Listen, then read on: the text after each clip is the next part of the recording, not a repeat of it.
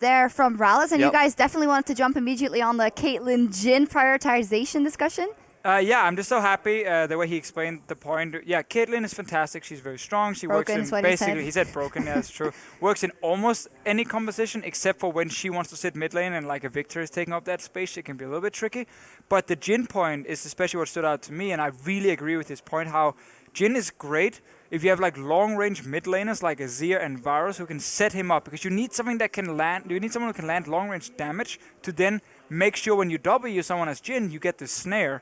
Victor does not have long enough range to do that. Yep. So in this composition here, I felt like both the Jhin, and I'm even going to add in the jungle pick in the Kindred, they were completely out of place. They didn't fit together at all. Yeah, Steeelback was really looking for somebody to help him block that deadly flourish.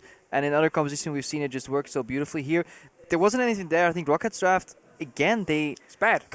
they got outplayed and outdrafted by Schalke. If we go into a couple examples here, Schalke opens up with the Gragas pick, right? That is the first top-tier jungler that they pick up.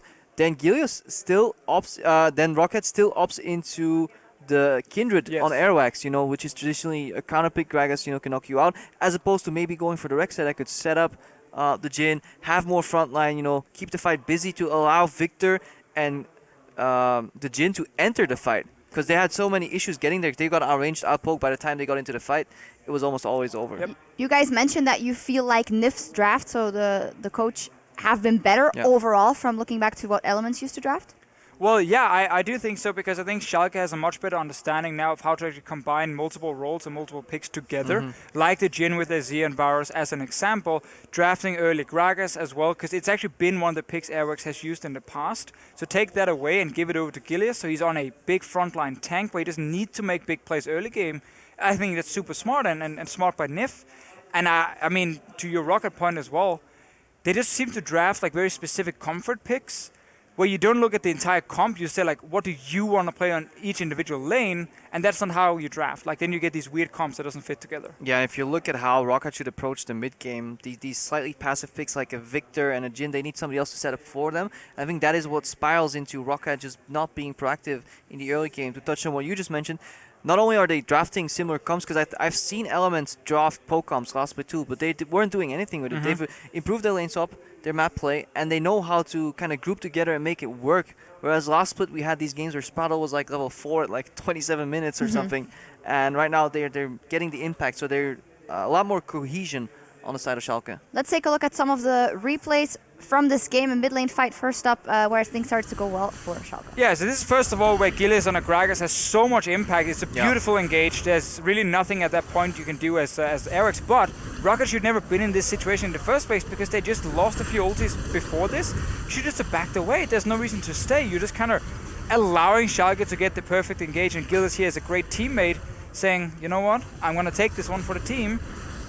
Does go down, but you already won the fight, so who cares? The highlight of that replay is obviously just the E-Flash engage and what you can do with it. Just Gilius was so influential in this entire stage. And look, all this ranged poke coming out, you know, and trailing, and on the back end, a random little arrow here from Varus, a bar Q that suddenly connects. What we call is like conditional engage. You can launch the bar ulti, the Varus ulti, and then you can still decide if you want to opt into this fight or not. And that is, I think, really, really important here. Whereas Roccat, they were playing like kind of shotgun, like go in once and pray that this Kindred ulti holds up.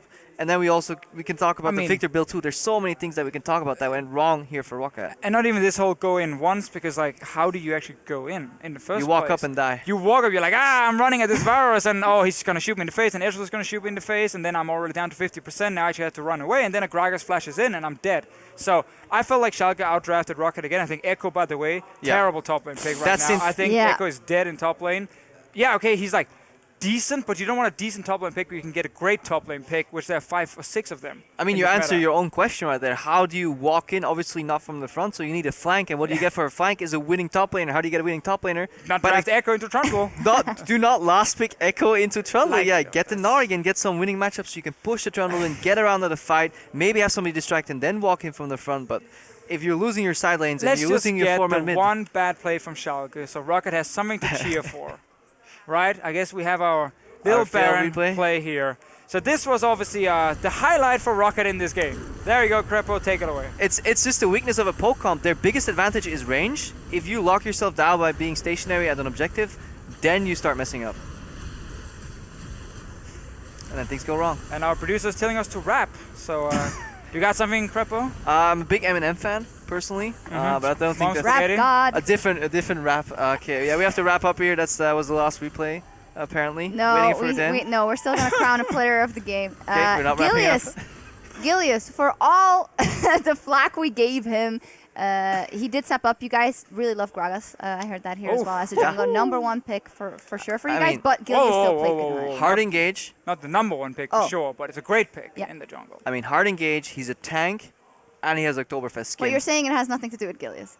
No. Gilius plays well. I like Gilius when he's not trying to solo win the game for his team, because I actually think that's what Airwaks is trying to do for Roccat in the early game, and that's why they fall behind. This time around, Gilius has played well in team fights. Great performance from him, honestly. And again, it's what Schalke needs. And it's important for Schalke when they play these middle-of-the-pack teams that he shows up so they can win these games, because that's how you make top 6. You're not going to win the split from it, but you make top 6. It's all we care about. So Schalke a 2-0 over Roccat. To go back to Roccat was, of course, wearing the Dortmund jerseys, trying to tilt Schalke. It didn't work. And it's actually the inverse in the Bundesliga, because BVB or Dortmund is actually in 2nd place and Schalke is in 5th. So at least Schalke gets a bit back here on the Rift as an instant thing. Apparently it's a running joke that Schalke will never win anything in the Bundesliga. I think you pissed off a lot of people right now. I actually really like Schalke. I've been a fan of Schalke since I was like a kid, because they used to have a Danish striker. Do you hear it's backpedaling? No. There's a Danish striker called Ebbe Sand, who's like, he was a god for Danish footballers here. And he used to play for Schalke for many, many years.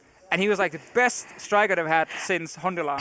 There was actually a great soccer player from Belgium there. Soccer? Okay, you're done. Yeah, over on stream, you will see us one, guys. For my American viewers, Really? great Belgian football player there. Nico something, but my friend had a t-shirt of that player. So Schalke, big fans here. Right, but Soccer. we're going to check in with some League of Legends. Over on stream, EU LCS 1, G2, they had a 2-0 over the Unicorns of Love. Unicorns of Love actually didn't do that bad in the early. They even got a Baron, but in the end, G2 just took over.